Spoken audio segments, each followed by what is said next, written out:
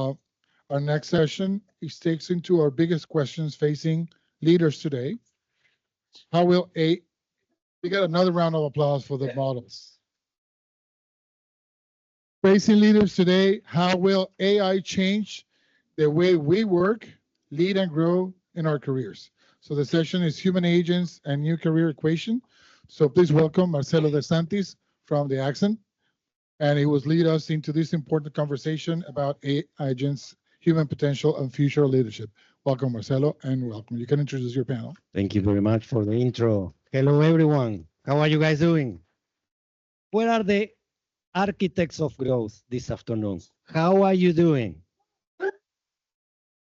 That's real growth. That's real growth. So it's a pleasure to be here. We talk about AI, and we know AI is really reshaping the way we work and also the way we think about our careers. So that's what we're going to discuss. I'm very pleased to say that I have a great set of panelists this afternoon. So I will do my best to do a great introduction for each of them. So as I invite our panelists to take their seats, please. So first one is Chaitanya Gedam. He is the Managing Director, Americas AI and Data for Chemicals and Mining and Accenture. He leads large client transformations across AI, data, and security. Welcome. Next one, Bernardo Tavares is a former Chief Technology and Data Officer at Kenvue, where he led, listen to this, its $15 billion separation from Johnson & Johnson and built a high-performance organization through product-based engineering and AI. Welcome, Bernardo. Next is Cristina Cuaron.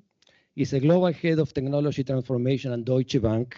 She leads global cloud-first infrastructure transformation and brings more than 26 years of experience at the executive and board level. Cristina, welcome.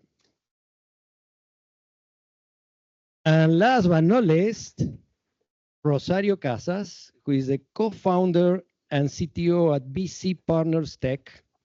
Rosario is an AI expert, an award-winning Latina entrepreneur.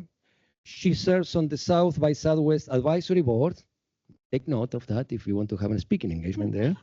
And has been recognized as a Mujer Legendaria and OBO 100 Innovator. Welcome, Rosario. Excellent. So let me take a seat myself. So let's dive in with the first question, and maybe we start with Chaitanya and Bernardo. What do you look for in new hires these days with all this AI revolution? What kind of skills are you looking for? Thank you. That's a great question. Hi, everyone. This is Chaitanya Gedam. And this is an important question, right? But I want to just talk about the fact that it's not a fundamentally big change that happened, right? But there are changes that I want to kind of share with all of you. Look, when we learn something, there is a foundational element of how you learn, right? That persists with you and enables you to have that skill that I always look for, even in this day and age. Like, somebody was asking about data lake and those technical questions, but, you need to know, at least a conversant about the technology, what you're implementing. That's first thing I look for. But then there is a transactional data that comes in. With the AI, how quickly things are moving, that transactional data is only like 3 to 4 months old. And after that, you'll probably lose it. You don't have to use it, but you need to know, need to be relevant in this market. That's the first thing that I look for a candidate, if they're being very relevant in the market, irrespective of, which part of AI and data they're looking for. The second thing is, I call it as, circular pathways of working, going back to the same example of data lake. You may have to kind of work with business, understanding the technical requirements, creating solutions, bringing value in the AI. That's usually 4 personas. Now we're looking at something called as forward deployed engineer, 1 or 2 personas who can actually do all of that. What does it mean for us? I'm looking for somebody who understands the industry and function at least 40% of their skills. Then comes the technology, then comes how you actually, work in the place. With all this AI and everything, for me, I've learned that from a great leader who's sitting here from Accenture. And for me, the people aspect is the most important thing. How do you actually work in a hybrid environment or with the people, with the large organizations? You need to kind of have that people DNA in you. So that's absolutely, I look for those. So for me, being transactional, being relevant in the market is what has changed, I would say, from how I was hiring in the last 8-9 years. Thank you for that. I was thinking when you mentioned forward deploy engineers, right? I always hear CIOs and CTOs talking about we don't get a seat at the table. Do you think this AI rush is getting CIOs and CTOs closer to a seat at the table? Absolutely. So it's a very important question, and the perspective is, now, in the past, getting to a CEO and CIO talking about AI would be a really long process. Now they're actually pushing for more AI, because if they don't push for more AI, the strategy, doesn't actually go up. It has to come down, right? Now, why is that important for a forward deployed engineer? You have to have the businesses start writing code, right? In a way that through conversations, bring nouns and verbs together in a sentence is what we're telling the business. And then the AI, which could be a 3-layered cake or a 4-layered cake, gives you that information, what you're looking for. So entire cake becomes like a assistant or a pilot for you, which means businesses can just think about something that they never thought about, right? In my industry, in the mining space, somebody was using the example of a steel.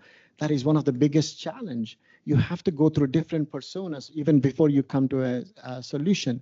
You don't have to do that. CIO and CDIO can start writing a sentence with nouns and verbs, get the answer faster. How is it built? Because of a forward deployed engineer, all the way from the 4-layered cake to the business. Wow. So everyone is a technology leader now, huh? Right. Bernardo, your thoughts? Yes, great points altogether. So Bernardo Tavares, brasileiro from Minas Gerais, just saying, for the Brazilians out there, and very proud to be part of this community. So 3 things for me. So when we did the spinoff for Kenvue, we had to hire at speed 800 people. Daniela is here and remembers the adventure. And we hired for IQ and EQ, and you needed to get the job done, elevate engineering, all the right things, right? 2 years ago. Same thing today, but I'd add 3 things, and some of them are obvious. Number 1, critical thinking, right? Yes, it's out of fashion, but it took such a beating in the last 20 years of social network and choose your truth, and science is not an important thing. Critical thinking, right? That's what makes good citizens. That's what makes good professionals. There's this concept of borrowed certainty. We get these drafts from AI, which are magically beautiful, better than we could probably do ourselves. But you have outputs that you can produce, but you can't defend.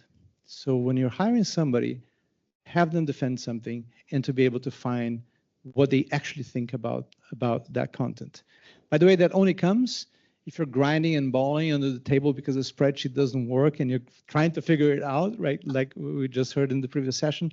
If you don't learn in the messy process of getting experience and knowledge, it's messy, it's inefficient, but it'll allow us to have good judgment. So judgment under the fluidity that we're in, so critical thinking. Number 2, boundless curiosity, right? Don't get down. Curiosity is critical. The shelf life of skills is 2.5 years, I heard, the latest. So unlearning and relearning, it's all cool. It's all fun. It's all like children, right? We want to learn. So that curiosity is going to be essential. The third one is self-regulation. People are going to start creating amazing collaborations that are very lonely. You have adversarial networks of Claude and GPT and so on, and you're talking to yourself. You think you have a team, but you don't have a team. You need to go back to real humans. You need to go analog. You need to decide to go to the city of New York and not to be looking at the map of New York, right? You need to go to the warehouse, to the retail store, to the factory, talk to real people, to develop that ability to have good judgment. So those are the things I'd say would be really important. I know they're softer, but we're going to miss them in 5 years from now if we're not careful. Amazing, amazing. I mean, those that are hiring people, they will need to learn how to assess if people are thinking properly, right? Versus giving just answers. Great, thank you. So let me explore the angle of humans and AI working together. And this is for Cristina and Rosario. What work have you seen that has been moved to agents, and what did you learn that only humans can do during that process? Is this working? Yes. Okay. Before I actually answer that question, I'm going to bring us all here in the room back to 2009. And if you look out that window, actually over there is the Hudson River. And Captain Sully Sullenberger landed a plane with 155 lives on board.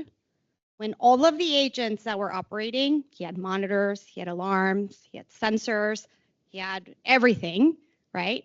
But what happened was a flock of birds got into those motors, both engines failed, and he had to land that plane.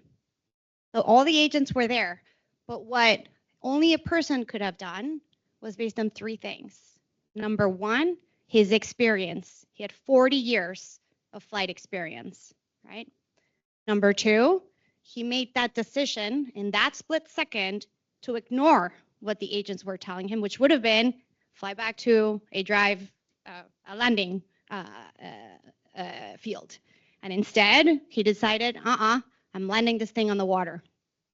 And the third, and not least, was he had that moral accountability of saving 155 lives.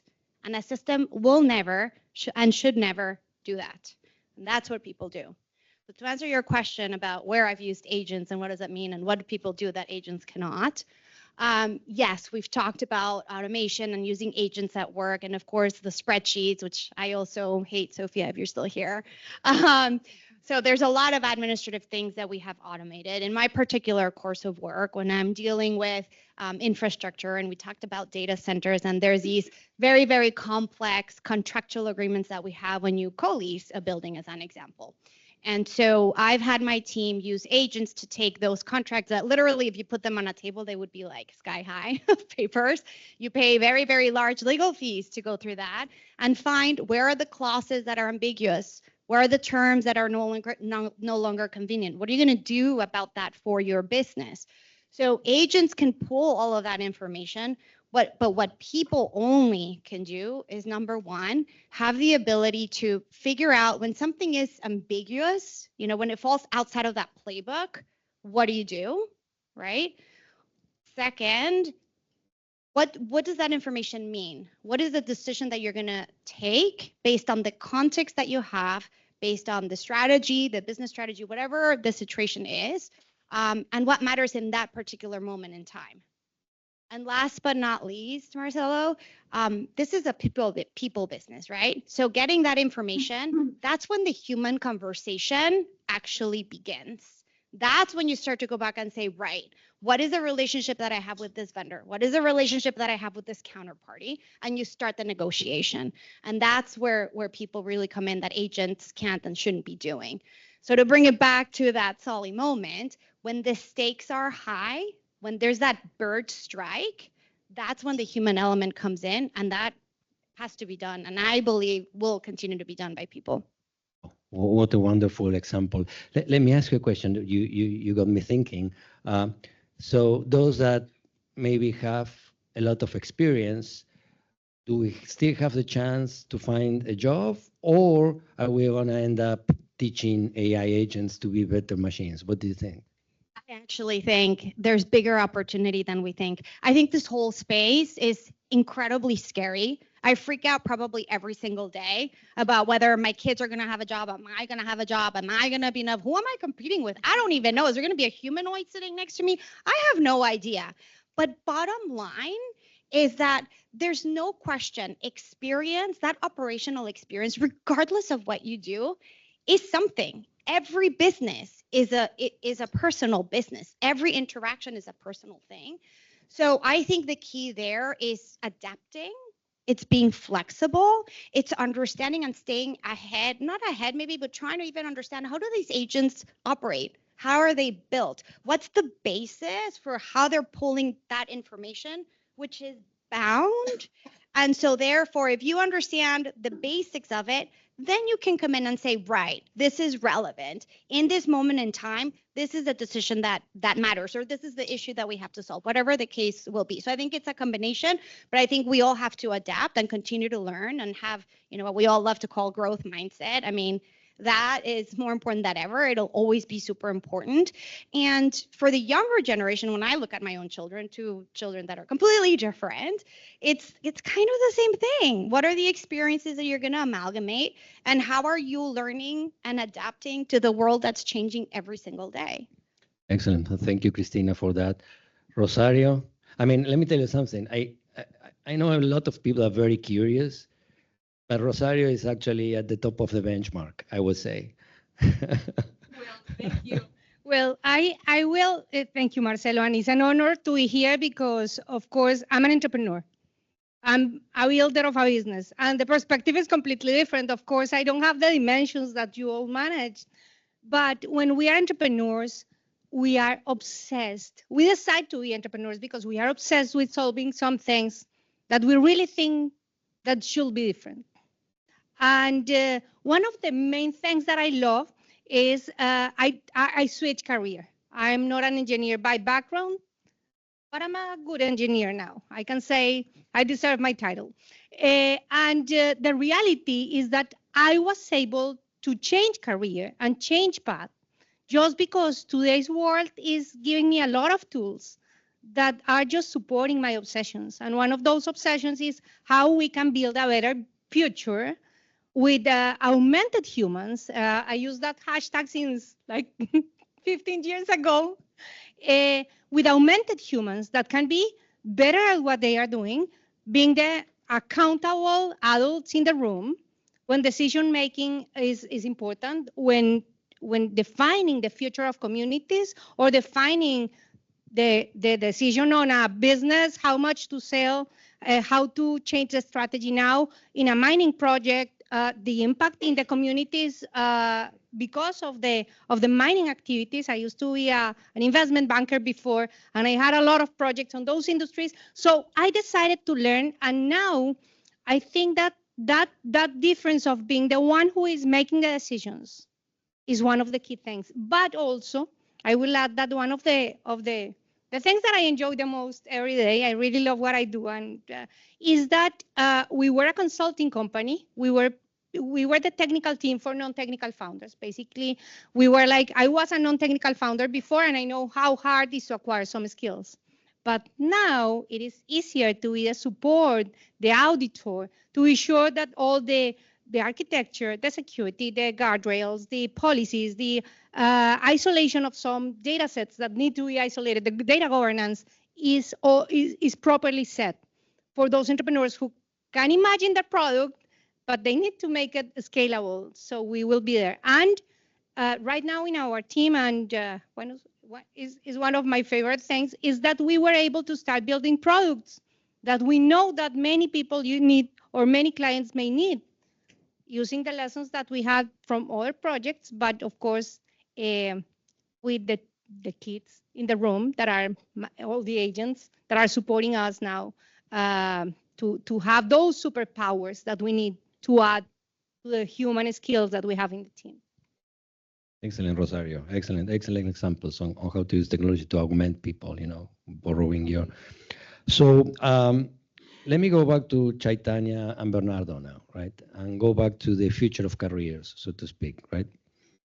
Where do you see the largest opportunity for companies and universities to prepare the next generation of leaders within the concept of, AI augmented humans and work and things like that? You want me to start, Marcelo? It's a great question again. Look, working hybrid has a lot of challenges, lot of pros as well. I think everybody looked at as a scheduling problem. What that means is, everybody said, okay, it's a hybrid, which means I can work from office for 2 days. So they picked Monday and Tuesday, not realizing they are the only individuals working for the company, or they're the only individuals working in a group, might not be the right thing for the business, might not be the right thing for the problem they have in their hand. So it became really a scheduling problem. And that's what they looked at. Oh, I'm going to change the scheduling problem rather than understanding the value of and the flexibility of you being remote and working in a group. So the more and more you highlight the priorities, highlight the value, and give a flexibility on top of a hybrid, I've seen a great amount of value come out of this. I don't think in this day and age, there are so many AI tools, and I'm an AI leader for many, many years, that can replace a whiteboard session. 6 people locked in a room talking about a big ticket problem, all drawing on a whiteboard. In that 2 hours, you can get to the solution much faster. Tell me one AI tool which can help you do that. Well, you know, I'm a sponsor for some of them. I shouldn't be saying that, but the point is, you know, there is a human morality, like what Christina was talking about, that cannot be replaced by AI. Universities, I think, were more focused on curriculum, tests, courses, but did they actually enable you to be hybrid, saying, look, there will be 5 people doing a group discussion being hybrid? No, I don't think I've seen that. I've actually, you know, visit a lot of the universities teaching about those classes. And I asked that question. I don't think I've seen that, right? So those are the things that I would just fundamentally bring in the flexibility, not just because you want to be like a public company saying, I propose hybrid, I will give the flexibility. No, just go about the flexibility. What is the value of a hybrid, right? And then bring that value towards you into your group. You will see tremendous value come out of this. Thank you, Chaitanya. Bernardo. Yes, and if we also think about hybrid in the sense of silicon and carbon, humans and bots, and how to balance that together, I think, frankly, we're all kind of clueless right now and kind of deer in the headlight trying to figure this out, right? The honesty is that. But at the same time, there's genuine moral compass in terms of trying to figure it out, putting trust at the center, thinking about the ethics of it. I believe bringing engineering and ethics together are important things to develop what I call moral imagination. And for example, amazing image, right? Moral imagination is not ethics. Ethics is the rules that you apply for better living, etc. Moral imagination is thinking about imagining the situation for those that are not in the room when you're making a decision. So when you have teams or squads vibe coding in a university, thinking about the implications of something that's great, but they're also thinking about the unintended consequences. I think that's a new curriculum that doesn't fit on any functions we know, any curriculums. The other thing is at work, when these people land with these new skills, they don't fit in roles. They're not there to be a project manager, to be a scientist in a lab, or to be a full stack engineer.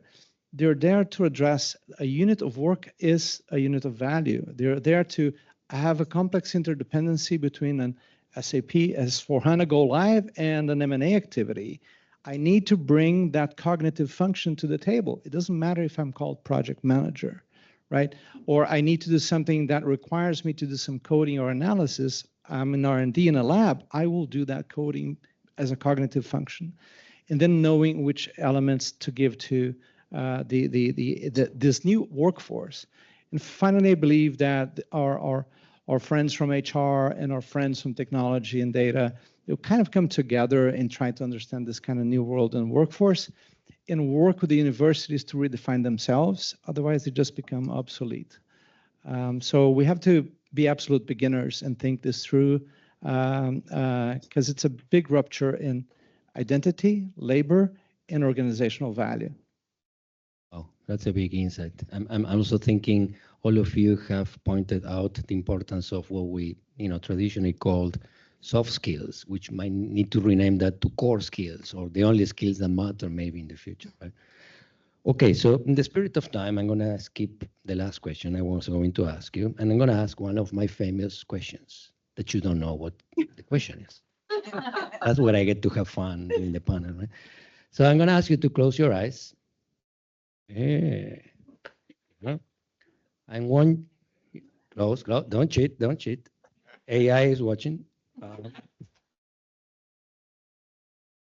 I want you to think of someone you deeply care about. It could be your son, your daughter, nephew, a mentee. Many of you are actually mentors of HITEC scholars at the moment. Thank you for that. And that person is really concerned about their career and they want to do an MBA and they come to you for advice. And you need to tell them whether in the current context, where AI is changing the mix of skills and labor and the future of work, do they do the MBA or not? And let me start with Rosario. Well, I will say it depends on, because I was thinking in three people at the same time. If the person already has the understanding of basic business dynamics and no, for sure, no MBA. Go network anywhere else or something else. Learn technical skills, just because it's like learning a new language to understand how you will manage these new members of the teams and understand the basic foundations of the technical part of any company, because that will be like the rules of business in the near future. Excellent. Thank you, Rosario. Cristina? Well, I cheated because I couldn't keep my eyes You closed. didn't use your chatbot, right? No, I cheated because I couldn't really keep my eyes closed, and I couldn't select one person because I have two children and I don't have favorites. It was two. The good news is that both of them are completely different. My daughter, super studious, A student, whatever. My son, not so much, and we'll leave it at that. In both cases, I would say no, given their skills and their interests. It's a very personal thing. But even in my two scenarios, which I know best in my life, and the two people that I care about the most, for Layla, I don't think it would be a good use of her time because it would further take her a lot more to get out there and experience and try to learn things in a faster way and figure out where exactly is her passion to do something with it so that an MBA would be beneficial for her. In Max's case, he would probably just find the social circles. Now that might be very beneficial because networks do a lot. In fact, it's everything. So from that perspective, yes. But from an investment perspective, if I look at it as a financial ROI perspective, for him, I think he needs to go and he's all on the agents and exploring and experimenting. And I think he's going to land somewhere in his own way and be super successful. I don't know how.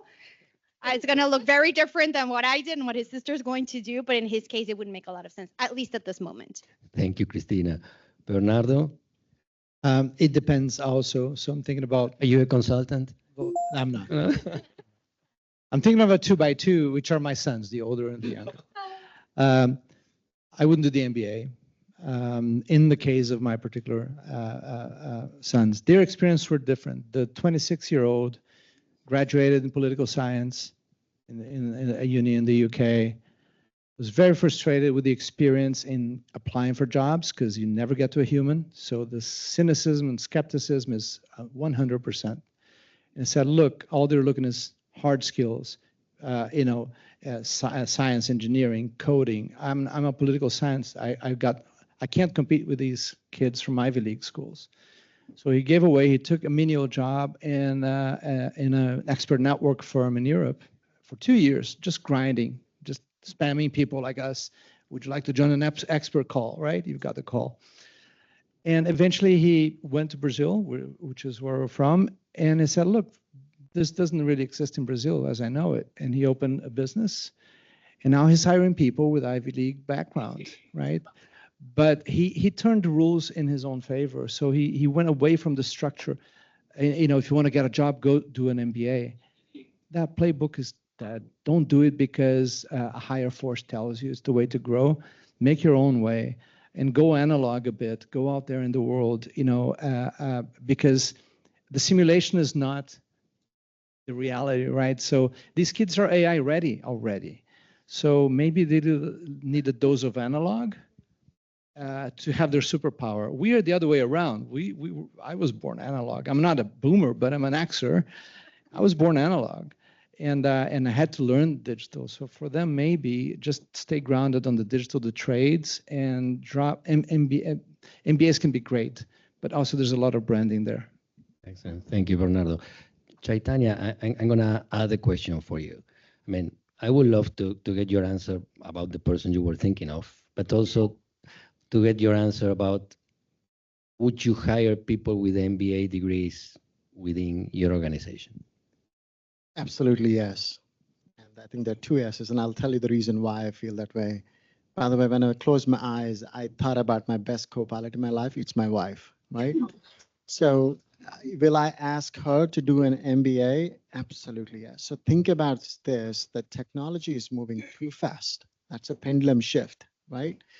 And I actually said in my first narrative that things are going more towards a forward deployed engineer, which means the businesses want to kind of get the answers out.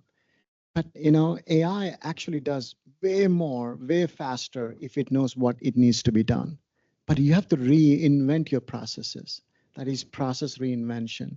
That only happens through business lens, right? So I actually hire more MBAs now than in the past, because that is where you make an impact of 10 million valuation to EBITDA and SG&A to a 200 million, impact for a business is that process reinvention. So for me, MBA is probably best. Now, I'll say this. I would not recommend 2 years of MBA. I would recommend 1 year of executive accelerated MBA. Excellent, excellent. Well, if anyone here was planning to pitch MBAs, you know who to talk to and who not to talk to. Okay. Thank So you. you We and I- have time for a couple of questions for the audience. See this lady here. Hi, I'm Erica Champion with Pinnacle SI, and we actually specialize in workforce advisory and technology transformation. So my question is, as we think about utilizing bots or agents as workers, how are we thinking about how we're going to classify those workers, and what technology are we going to use to do so? Wants to be the first? I can start. I mean, the one thing maybe for our friends in cybersecurity, I would start with a very foundational conversation about identity and in the GRC sense of things, right? Because these things are behaving like agents. For the first time, a technology is not an object, it's a subject, which means it has agency, it has reach, right? And it has tools and it has reasoning or emulates that. So it could be a parrot, but it's a dangerous parrot, right? So you need to apply the same things you do in real identities that an HR would do, a badge, an access, what you can do, your authority, what you can spend. You need to figure out how to do that for non-human agents. And I would start with that XIAM layer, right? Applause from the cyber folks. From that point of view, you can develop an ontology for this abstraction called agent, human or non-human. What is common? A Venn diagram. How far can we push that metaphor? Because it's kind of dangerous to equate these things as I have 10,000 digital workers. Great, the government's going to come and ask you for employment taxes, right? Because they're not getting revenue from the other. So we got to be careful not stretching that intersection too far. Then which are the things that are only applicable to those in the categories of access, segregation of duties, because these things are going to be roaming around your equipments, right? And the guardrails, right, for behavior as workflow, because they're probabilistic, and they look at correlations, not causation. Causation becomes important once the damage is done. Whose fault is it? Was it the customer that had a bad prompt, or it was the builder of the model that had the bad vectors? And then you start getting into causal liabilities. And so I think it starts with data, but I would start with the identity question, how far we stretch the analogy, codify that from our cyber friends. They will help us set up that data model. And then we start bringing HR, and then we discuss workforce, right, model. How do we define that in the context of a modern transformed business processes? And I would stop talking business processes. I would think more about value streams, because at the end of the day, that's how you give AI a purpose is, am I automating order to cash? Am I, so I think you have to rethink process, people, and technology and data. Thank you. We have a question here. Hi. So we discussed how humans should work or interact with agents. And I want to flip the equation, meaning how agents should interact with humans, how we design those type of tools in order to make it successful and useful for the workforce. How do you envision that? And like, what would make an agentic tool or an agentic solution helpful and useful for humans? Yeah, I'll start. I think for me, it's much like anything else. What's the outcome that you're looking to achieve? When you set out any type of strategy, recommendation, you make any decision, it really is based on that outcome. And if you think about even when you're prompting, right? I guess the same applies to you. We talk every day about like, oh, how do you prompt? The skill of prompting, right? How you prompt that agent is key to getting a good answer, a useful answer or not. And so for me, it's very, very basic. What's the outcome that you're looking to achieve? And therefore, how are you gonna create that prompt or the model or whatever it is to achieve that outcome? And then comes that governance aspect, which is so important. And I don't think we have all figured it out. I admittedly in my organization have not figured it out. And I think we're in a little bit of an experimentation phase. Somebody you were asking about tools too. We have too many tools right now. And part of it is I think we're trying to figure out, well, which one really works better for that to achieve that outcome. And eventually we're gonna have to make some sort of selection.